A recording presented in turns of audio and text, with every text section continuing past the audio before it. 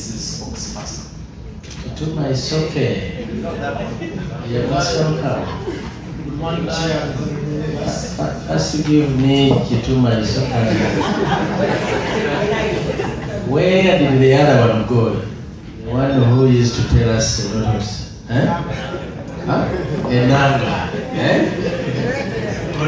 Where is Enanga?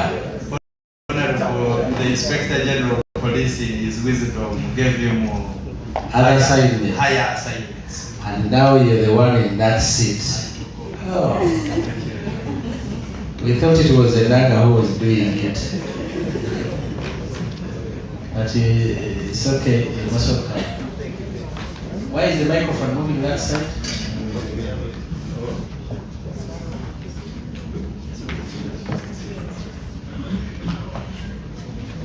Morning, sir.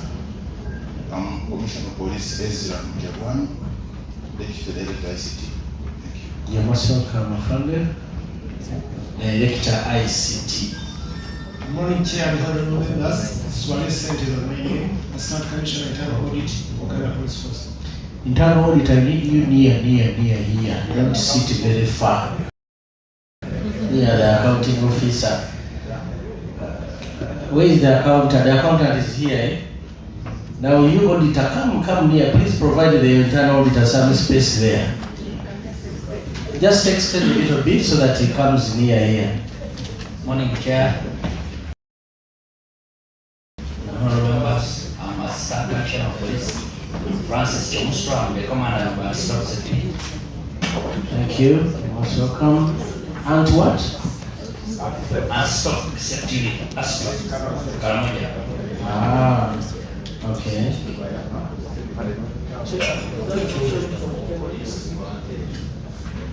Good morning, Chair and honorable members. I'm Assistant. So, Afando Chair, I have seen that uniform that I have not seen before. That gentleman, that one. Is that another uniform for police? New of a particular anti-stock theft unit? Okay. Thank you for that explanation. This microphone. You know the address in the Akawangamudde. Yes. That's why maybe they are not using this side. So that is the. Okay. We noted, sir. Thank you. Good morning, Chair, honorable members. I'm Assistant Commissioner of Police, Kulu Richard, Deputy Commander Marine, representing the command. You're most welcome. Good morning, Chair and honorable members. My name is Commissioner of Police, Dr. Martin Ntume, and I'm the head of the Police Kenya Unit. You're most welcome, sir. Honorable Chair and members, I'm Commissioner of Police Kusemerero James. I'm the Commander and Land Police Protection Unit, representing the Director of Human Rights and Legal Services. Thank you. You're most welcome. Good morning, Chair and honorable members. My name is Assistant Commissioner of Police, Moses from Finance. Thank you. You're most welcome. Good morning, Chair and honorable members present. My name is Elabudde Julius, the Senior Procurement Officer representing the head procurement. Procurement, I need you close. Be there. Not very far. Good morning, Chair. Senior Accountant. You're most welcome. Good morning, Chair, good members. I'm Superintendent of Police, Bunia, Senior Executive, the Budget Officer. Thank you. Good morning, Chair, good members. Sana Bubba Mwasa. You're most welcome. Good morning, Chair. Good morning, members. My name is Andrew Naitwe, Senior Accountant. That's good. You have a very good team of accountants. That's very interesting. Let me take this opportunity to welcome the Uganda Police to this Public Accounts Committee meeting. We appreciate you for coming up once again. You may recall that you appeared before this committee about this particular audit report this year. Unfortunately, the 11th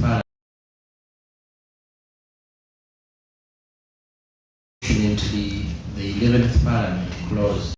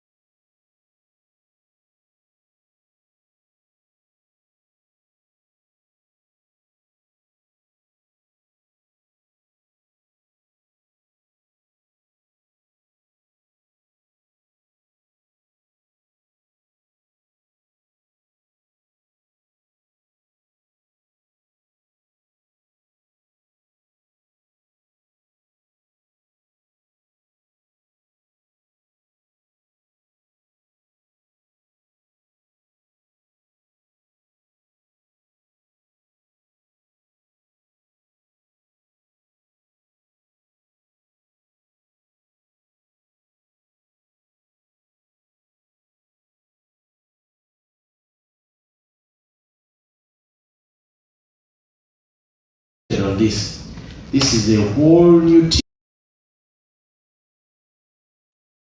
of them. You never met them in February or March. It's a whole new team of members of parliament. So your team must be able to present about these auditing matters and be able to make help us to present a serious report about Uganda Police. And I would like to take you to open your public account, chair. Yes, Akawangamudde. Yeah, thank you, Mr. Chairman. Mr. Chairman, when we process all these requirements, there is a requirement for gender and equity. I want IGP is here to look at the delegation present fully constituted in terms of gender, because it's provided in our laws. I've seen whether you qualify for that before you proceed to. Okay, Chair, thank you, Chair. Mine directly goes to Mr. Ochaya and the one representing the Director CID. Yes.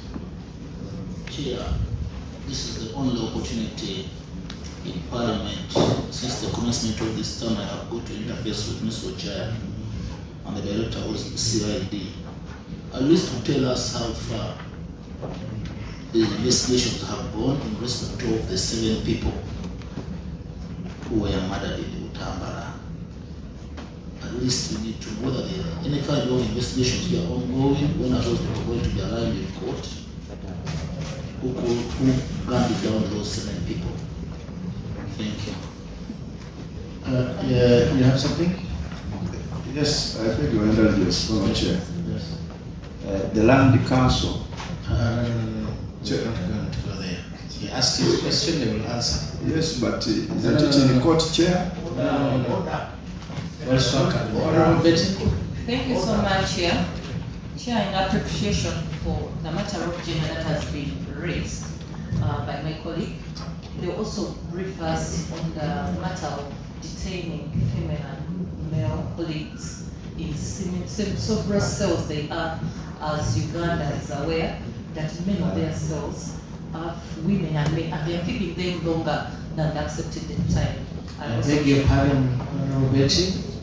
In connection to matters of gender, yes, as they respond to, as far as their dedication is concerned, we also wish to know, on top of, in many of their cells, they don't have that infrastructure, but they are having the men and women, they keep men and women suspects in same cells. Where does that happen? That one is in Chikube, that one in most of their cells, Kira. It's common in many of their cells, their police stations, and they take longer time to produce them to the next level. Okay. I think those ones should go to Afando Chaya. Afando Chaya, those are non-auditing issues, but they are matters that are critical. Now that we have the Deputy IGP here, kindly respond to them, then we make progress.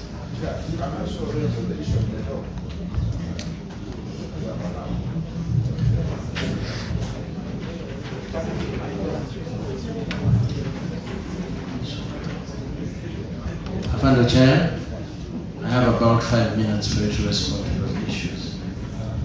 Thank you, Honourable Chair, and I thank the committees for the questions that have been raised.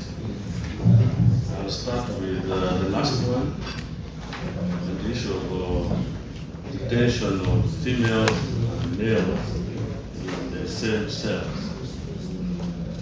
Honourable Chair, I think this one is not true. Really, if you detain a suspect who is a male and a female in one cell, you know what goes on. And we would have had complaints of pregnancy while in cells. But since we have not had, that tells you that we don't detain them together. Where there is absence of cells, we normally create or transfer such a person to where the facilities exist. But of course, with our new constructions, when you visit, most of them have a minimum of 4 cells for the male adults, female adults, male juveniles, and female juveniles. That is how we are doing it.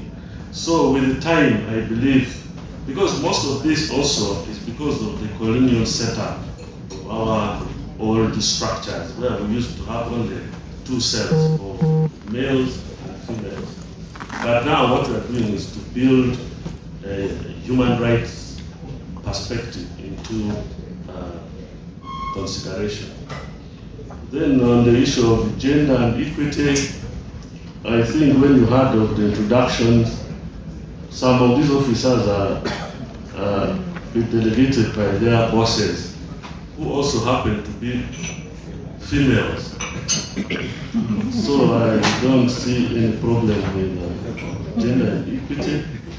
But if they were to come here without delegating, I think the team would be well composed. Oh, the female bosses delegated their deputies, for example, which department? For example, human rights and legal services. It's headed by a lady?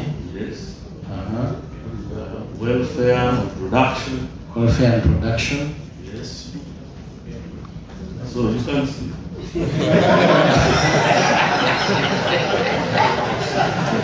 Afando Chair, there is nothing we can see, but kind of take note of that.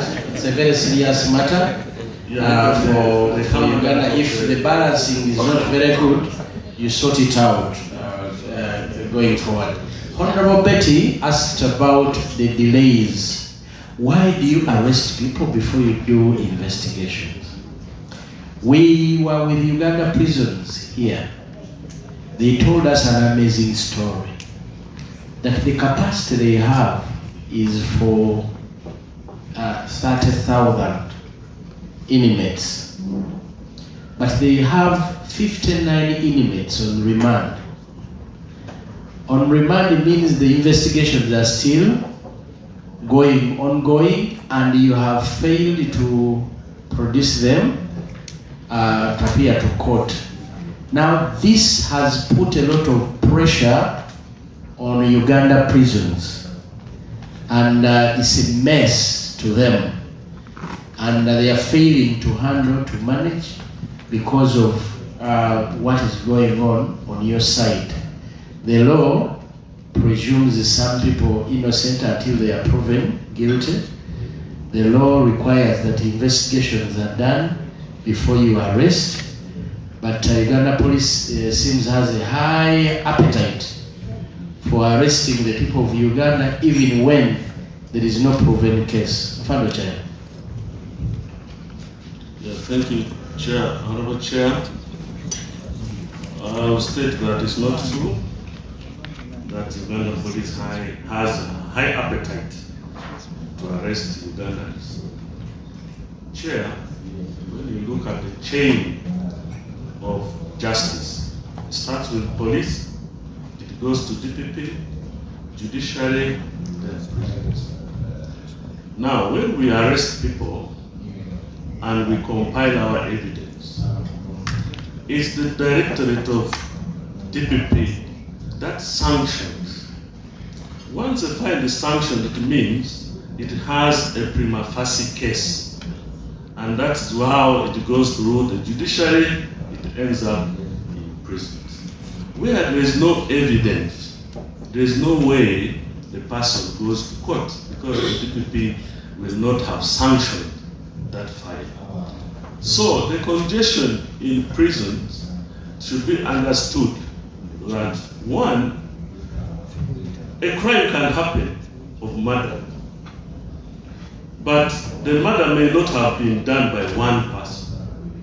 Now, when you investigate, you find that actually 20 people were involved in that one murder case. So you cannot leave them, you have to take them. Much as it's one case of murder, you have several suspects. That means if you have about 100 of such cases, definitely the cells, all the prisons will have to get full. But what we need to do is just to make sure we fasten the investigation and disposal of cases. And as you know, we have a lot of case backlog, and that's what is causing the congestion in prisons. So we need to look at all the sector, the police, the DPP, judiciary, what should be done quickly to fast track conclusion. But there is this what you need to do first yourself. You know there is a problem that side. When you reduce on the appetite for arresting before investigations, you also help the prisons not to have inmates that are not supposed to be there. Actually, Uganda prison told us that there are people who were arrested and you forgot about them. They are there, they have them over 10, some are over 10 years, some are over 5 years, some over 7 years. They are forgotten, they are not brought to court, they are there, they have them.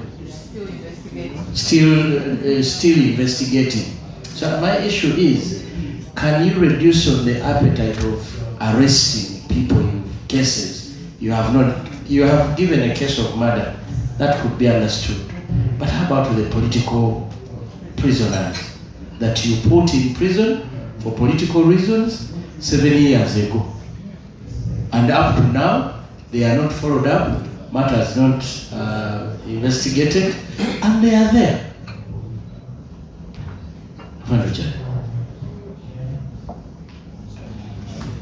Thank you, Honorable Chairman. Well, like I've explained, you see the issue of crime is very complicated.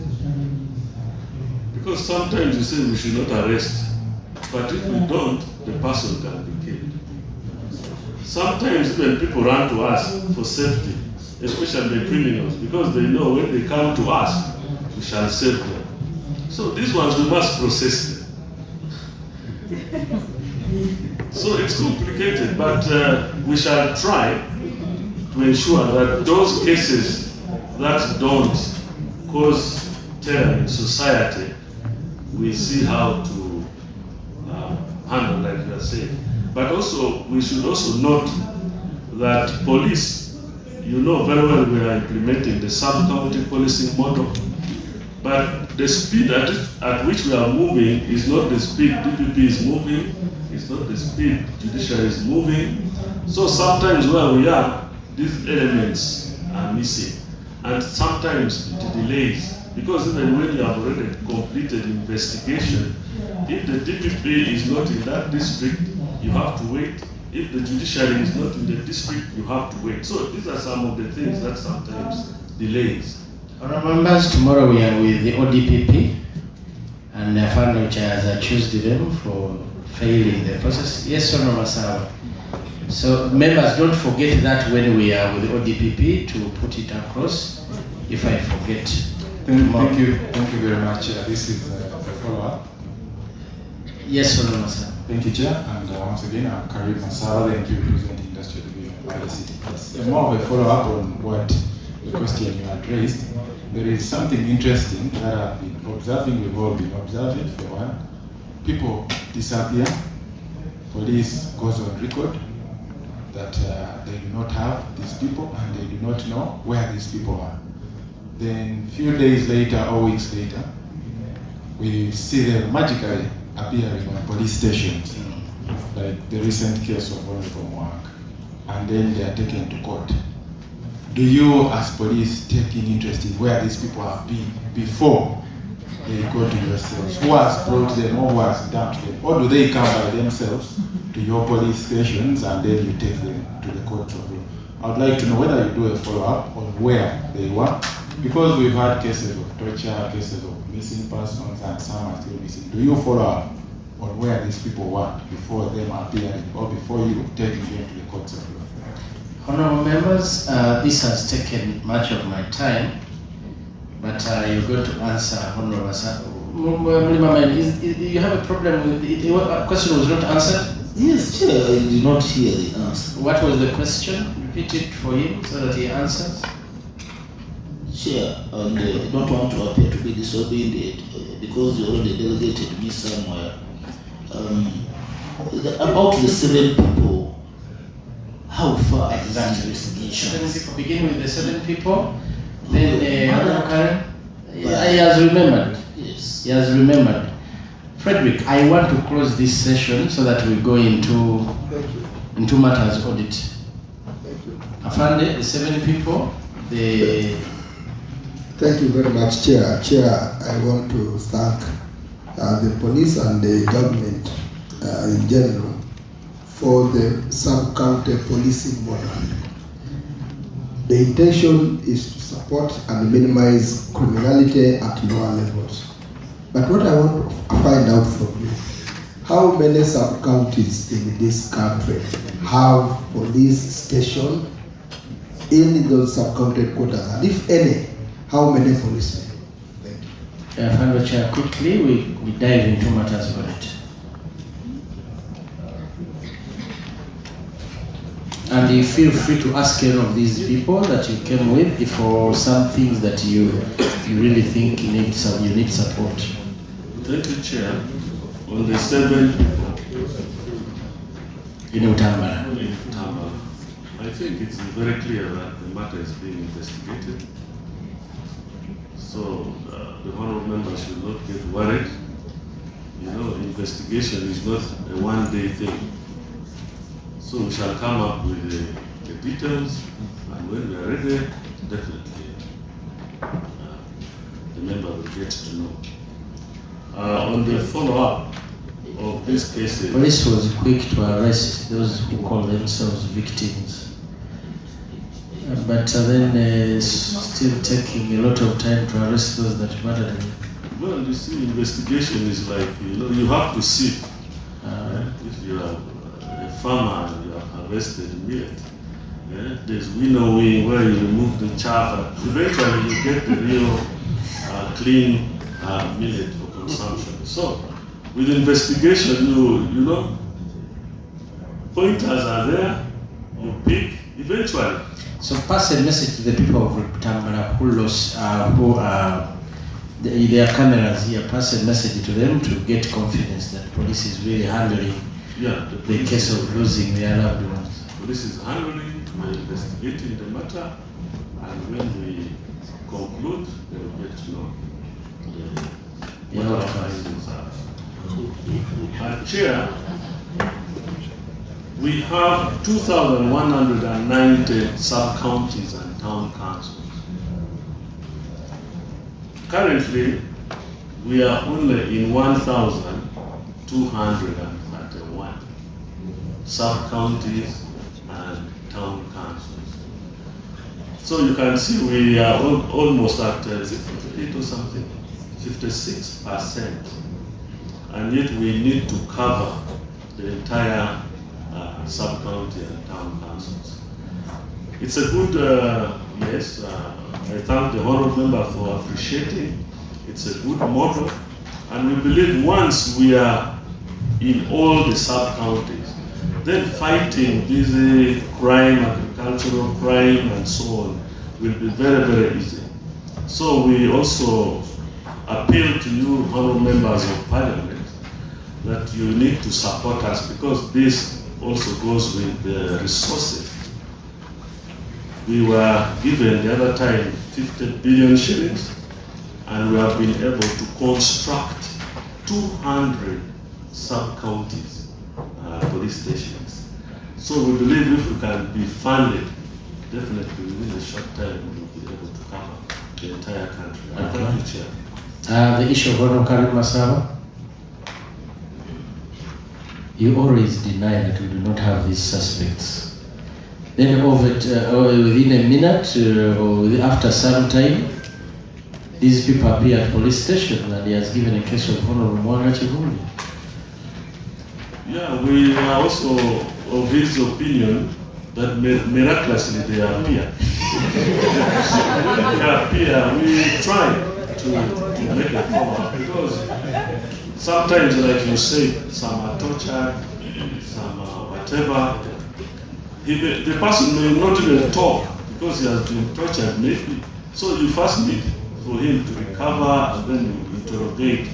So that it gives you a bit of a lead. Where has what could, you know? That's how it happens. Miraculously. Yeah. Now, who prefers cases before them? When the miraculously appear at police stations, when you go to court, who prefers cases against such people?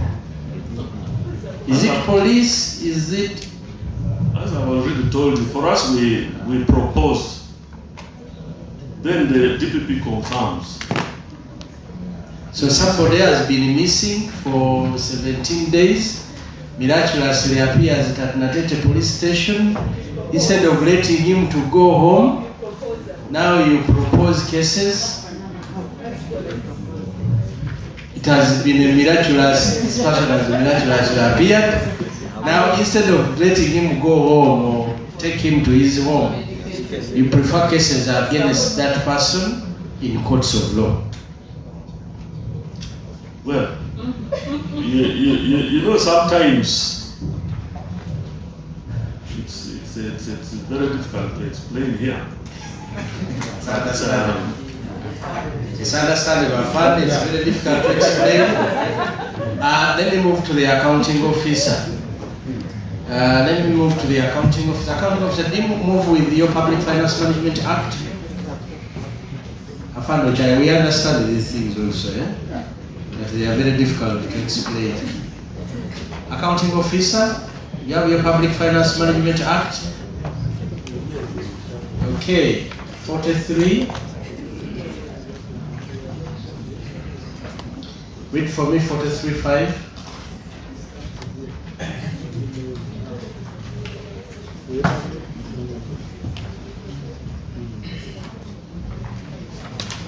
No, Chair, 43.5 states that an accounting officer shall be responsible and personally accountable to Parliament for the activities of the board.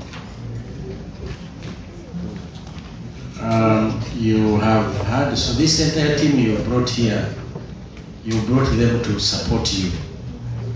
But you are, according to the law, and the word is shall be responsible and be personally accountable to Parliament for the activities of the vote. Are we on the same page? Yeah. We are on the same page. Okay. Thank you very much. Do you have the Auditor General's report with you? Yes, I do. You have it with you? Yes, sir. Not your responses, but the Auditor General's report. Mr. Chairman. Yes, sir. Maybe along that, Yes. I mean that section. Yes. Maybe we are able to confirm whether he was the accounting officer for the board for the period under review. Please confirm. Yes, Honorable Chair, Mr. Accounting Officer. You were the accounting officer. Okay. How do you handle audit queries when they come up at Uganda Police?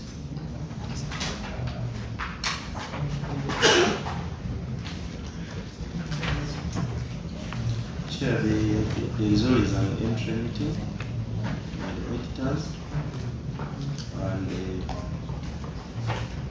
during the time of audit, we give information that we require. No, I'm not at that stage. That stage passed. They wrote a report, and Parliament passed recommendations. One is the Auditor General's report, but also there is parliamentary recommendations. Who handles them to ensure that the recommendations are adhered to or the audit queries are addressed? It depends on the recommendation. There is always a responsible unit that we address. Depends on the recommendation. Okay, take me through the previous year's recommendations and which our entity handled them. Take me, this audit query came, we handled it to this unit, handled it, and this is where we are.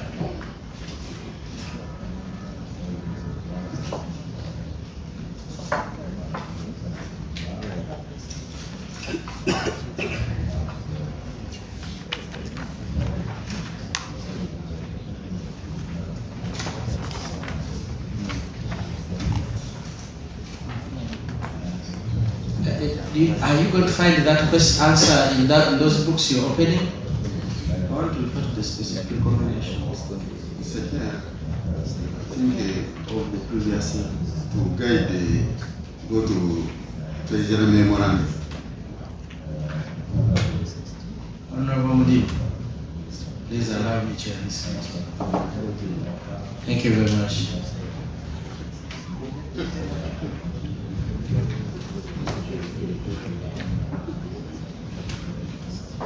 Accounting officer, did you hear my question? Chair, if I got you right, you Yes. referring to recommendations of Parliament. Recommendations and all auditing matters.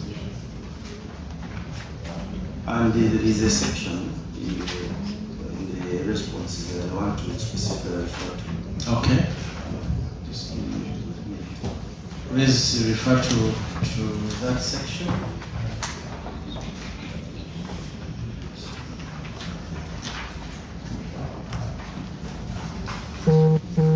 Number, page.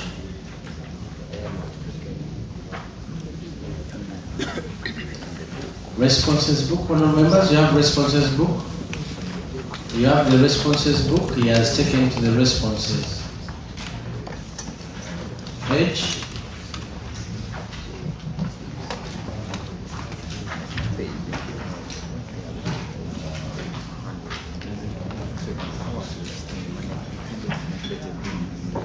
Accounting officer.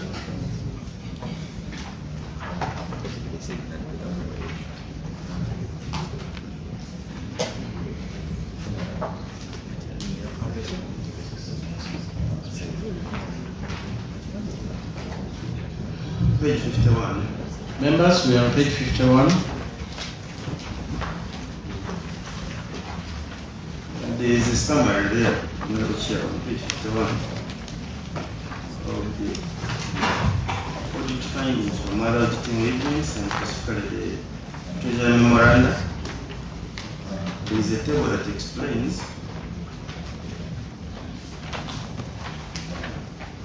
in that one. I think yours is on page 59. 49, page 49. Responses book, the responses.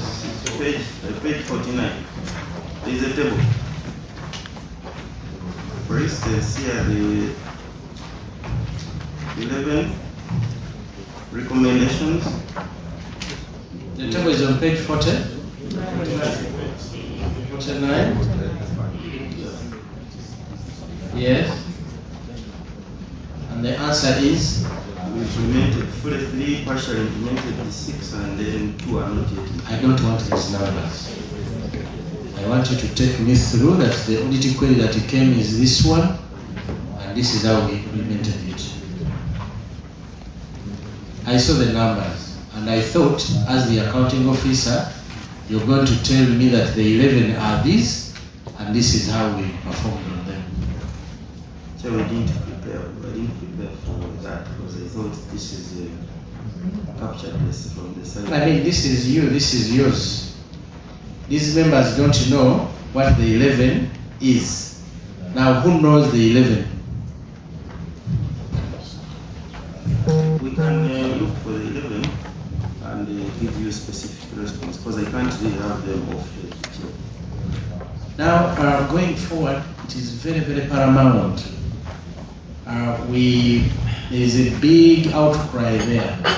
Accountant General, Parliament of Uganda says that when these audit queries come through, you just push them aside and you continue. So, accounting officer, you're going to prepare for every one of these and show us that for this audit query that came through, this is how we implemented it. And going forward, we will start there. I have been the chairperson of Public Accounts Committee on the African continent. But entities that come without clearing or responding to their audit matters, that automatically their budget is affected. And we are going in that direction as Parliament of Uganda. You fail to address audit queries, your budget is affected. The auditor that audited this, where is sir? Can you help us locate where these 11 audit queries are? Give him a microphone. Is it anywhere in these books?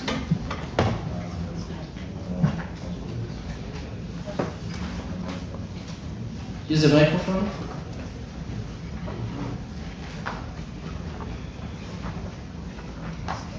Use a microphone. It is not there. So, honestly, honorable members, having 11 or 5 when we don't know what it is, the auditor cannot show us, even the entity cannot show us. It shows that probably we are not giving the due. And honorable Mudin, I think you know why I'm going along this lane. I want us to know, not just to have numbers, because numbers may not mean anything. We need to know which recommendations were done by Parliament and how the entity addressed them. Accounting officer, that is noted. Can I have that this afternoon? You can send an officer or somebody to check that out, and that can quickly come here before we finish the meeting, because that information is there, not so? Because what constituted the 11 that I see here? Sure, but we would also benefit from your secretary if they can give us what they have. Well, this is the new... Mr. Secretariat, you're here. Can you help out? Clerk. But procedure? Yes. Chair, you just ruled that in the afternoon, the Uganda Police Force can avail us to the recommendations because they already have them as per the different communications between the different MDAs. So we are only expecting them to show that out of these 11, the way it's indicated, 11, 3 not coming, all that those details. Let them provide us the details. No, he's telling you that he doesn't have them and he doesn't know them by saying, please let the clerk help. It's what is communicating. That is what is communicating, that even if you send me back, I may not come back with results. But accounting officer, take this matter very seriously. We need what are the 11 recommendations, and we want to see what you did about them. Where you say we fully implemented the 3 or partially implemented the 3, we need to know what you implement. To the way we are going to proceed, I have a lead counsel, 2 lead counsels, actually 3 lead counsels that are going to take you through the audit queries, and feel free to ask any of the officers to come in where you need help. And I'll begin with the 3 are Honorable Wanzala, that gentleman you see, wherever they can see properly. That's Honorable Wanzala. Honorable Mudimi is going to be the other lead counsel, and Honorable Fortunate. Those are the ones that are going to take us, to lead us in this process. But any of these members here can interject and seek clarification on any matter. Now my role is going to moderate this team and this team, and we will be done, I think, by 1 o'clock. By 1 o'clock, we will be done. So try as much as possible to keep that in mind. There is Parliament. We have plenary at 2 o'clock. So we help one another to clearly and quickly make submissions. Honorable Wanzala, are you good to go? So accounting officer, I have before you Honorable Wanzala, who is going to take you, but Honorable Wanzala, you take me to the audit query you're addressing. You also take me to the page where my members can easily run together with you. Thank you. Thank you, Chair. Honorable members and the police that is invited, I want to interest you in the audit query on page 2 of the Auditor General's report.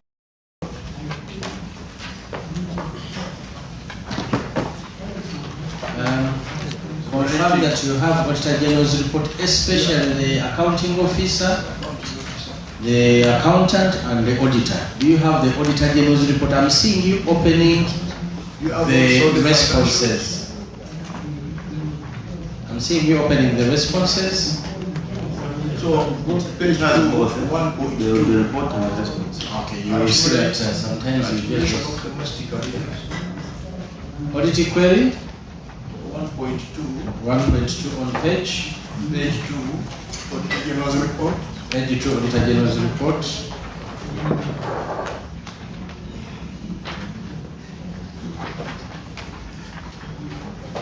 Is everybody there? Yes, we are. Members, we are there. Interest yourself on that paragraph after the table.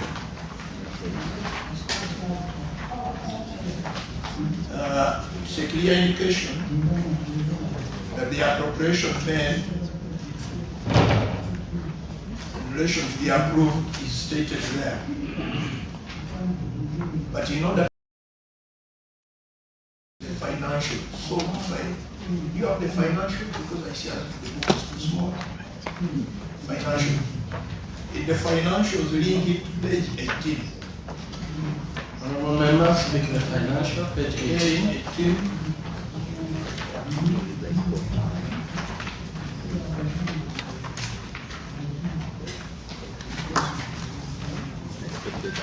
First page 16, then page 18. So we are going to link those two. You are going to discover that in the first paragraph, the domestic arrears were 54.8 billion, 84 billion. Are we there? In the first paragraph.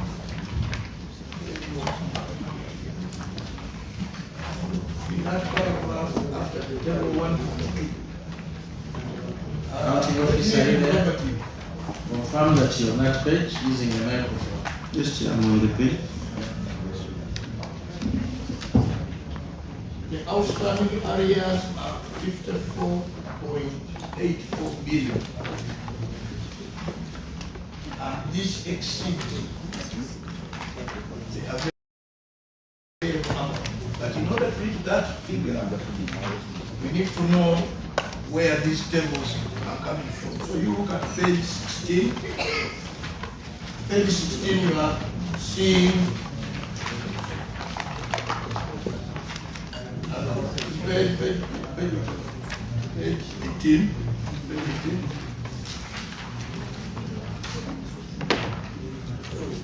Page 18 of what? Of utilization of government warrant. Page 18, that is of the financials. Table 1.2, table 12 showing the utilization of the government warrant. The arrears are 20.864 billion. Honorable Wanzara, are you leaving my members behind? Members come back to page 18 of the financial. Page 18 of the financials.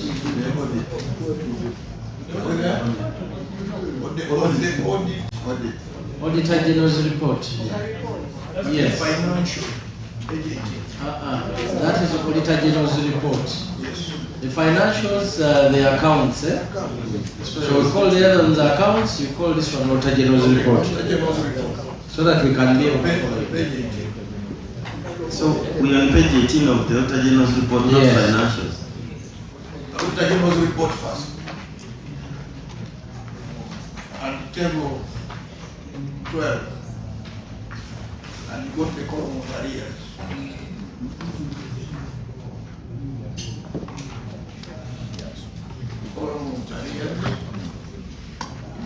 That table is showing utilization of the government of Uganda warrants. So the money that was warranted was 20.84 billion.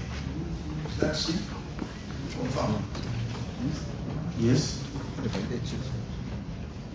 But out of that, the arrears that you reported were 54.84 billion.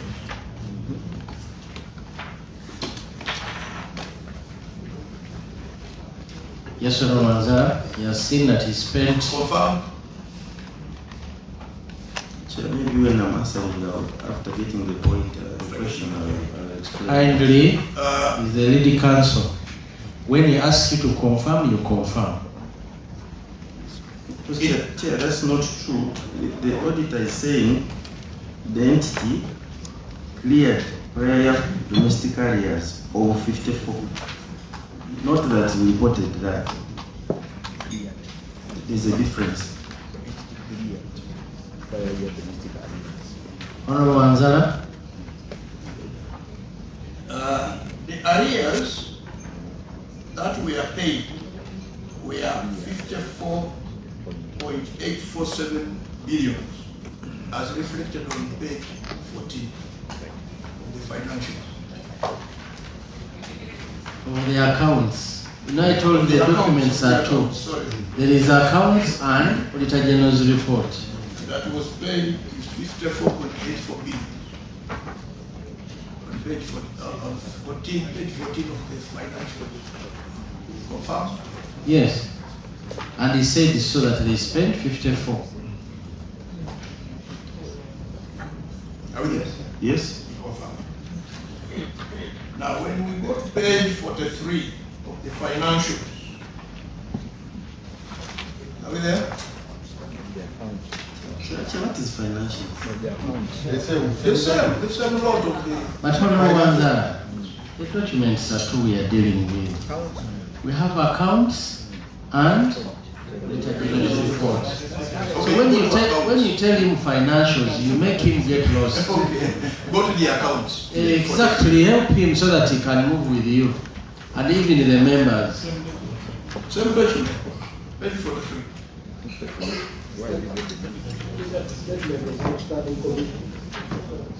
Statement of outstanding. Yes, I'm there.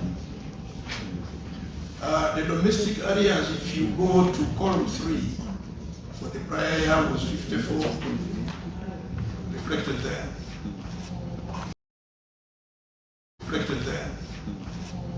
And the payments as per the commitment for the cash flow was 20.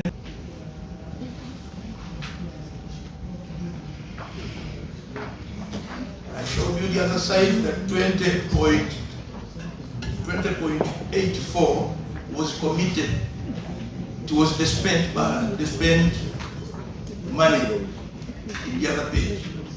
And here we are having 54.84 paid. You are confirming the two? What you paid is 54. Yes. What was supposed to be spent was 20.86. Yes. Is that right? Yeah. What does this imply? That you overspend on arrears. Is that right? No. Okay, you give us a confirmation if you never spend, overspend. But my question here now, if you overspend, where did you get the powers to overspend? But the answer was he said no, he did not overspend. Can he now clarify how this comes to be this? You spent more? Mr. Chair, yes. What is stated here is that arrears which were appropriated for that year were 21 billion. But that's not the stock of arrears we had. And because of the reasons we have arrears, when you get a release in a current quarter, they take a first call. And let me explain how. If you have been borrowing fuel from Vivo and you have not paid them for 3 months, maybe April, May and June, you cannot tell Vivo that when I pay you in July, you ignore the invoices for April, May and June and you start counting from July. They will have to offset the previous bills because you are continuing to consume that service and you are not the provider. Now that makes me give you this question. In this final, this account on page 43, it is a clear indication that money was diverted from goods and services consumed. Before you reach there, Honorable Manzo, Accounting Officer. Yes, it's good you say so. Did you budget in your statement of appropriation? What is the domestic areas budget? Statement of appropriation?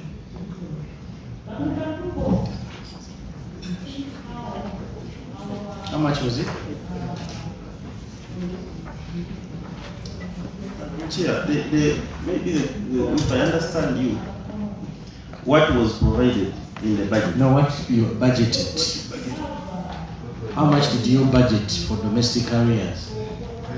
21 is what was provided. You know, for every entity, you prefer how you spend your money, right? Yes. And you budgeted for how much? 21.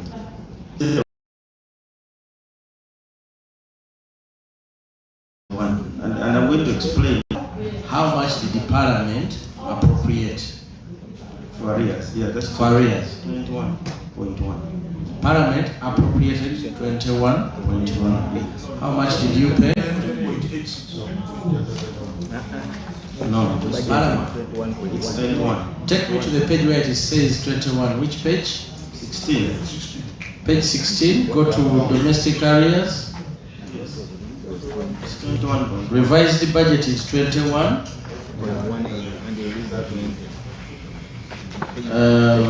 21.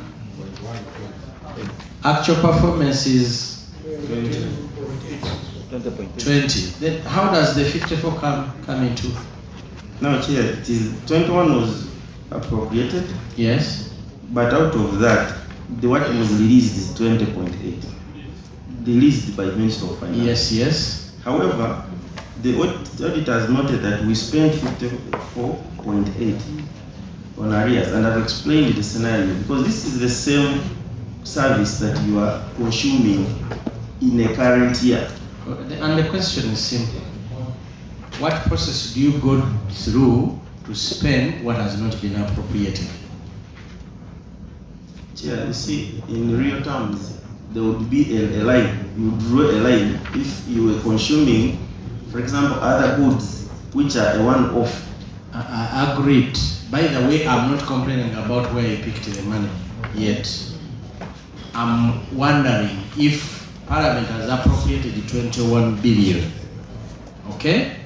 For you to spend over and above that 21 billion, there is a process you go through. Chair, it doesn't apply to Uganda policy goods which are consumed on a routine basis, where even the Treasury itself, in a circular issue, they said the first call will be the previous invoices. And I've given you a clear example of where this money was actually spent. On utilities, you cannot say that, yesterday I didn't open a tap because it was 31st. No, it is you. It is you who budget. And you budgeted 21. You knew you had these invoices with you. Then in your budget, you come with 21. Why didn't you budget for those invoices? And you make Parliament appropriate 21 when your problem is 54. So it takes us back to, if you had allowed me to give a preamble before, I would have explained that we are dealing with a situation which is ideal, but not realistic. Because Parliament has never appropriated what we budget for. Parliament actually gives you a figure within which to work. Now, for the case of arrears, it's even different because there is a committee that sits and randomly allocates money to entities, irrespective of the stock of arrears. It's not that we did not know the stock of arrears. We actually knew, and even now we are here in Parliament. We are going to tell you that police requires so much money to do ABCD. But you're going to give us 50% of what we require. But police cannot stop working and cannot stop running. It has to continue. You cannot say that police has closed. It has to work for 24 hours for 7 days. So the budgeting is unrealistic from the start of the year. And this is what causes all these problems. So, because it is unrealistic, you go back and do what you want. Can you read for me 14? 14, 1 and 3.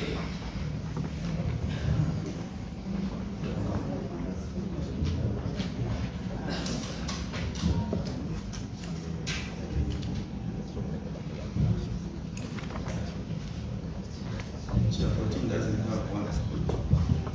If you're referring to this act. Section 14.1. EFM. After approval of the annual budget by Parliament, the Secretary to the Treasury shall issue the annual cash flow plan of government based on the procurement plans, work plans, and recruitment plans approved by Parliament. And 3. An accountant shall commit the budget of the vote based on the annual cash flow plan issued under this section. And for you, what are you explaining? Chair, it's actually in consonance with this.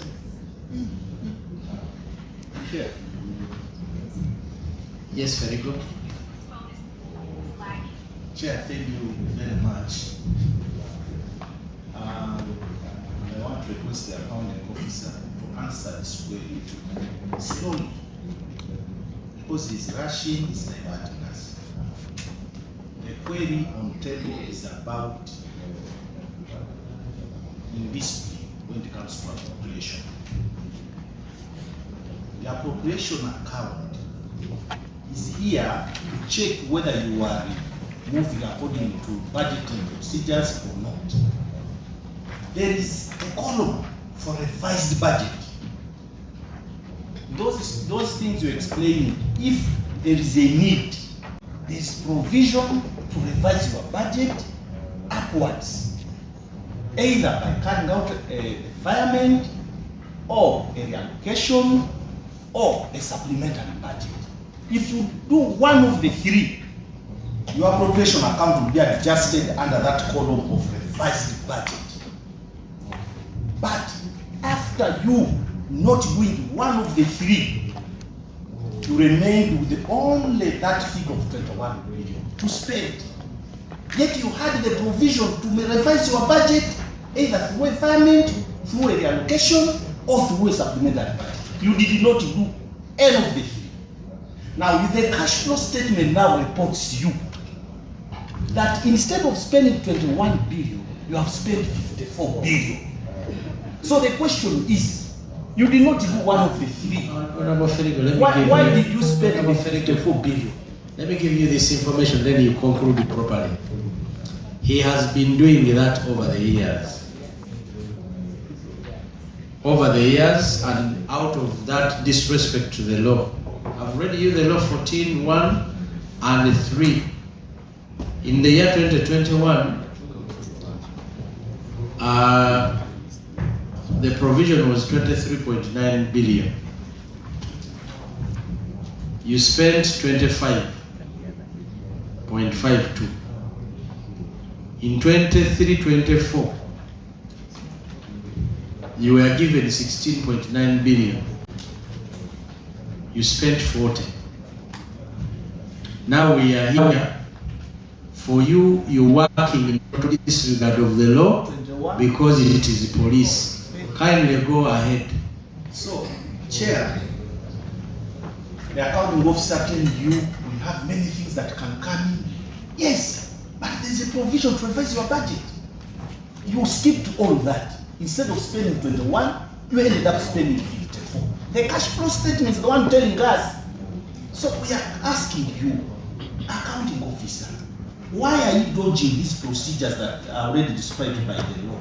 Spend within the budget. If the figures are higher, if you are encountered by more pressures, there is the room for revising your budget upwards. You skipped all that. You went and spent 54 billion. Why is Parliament in place?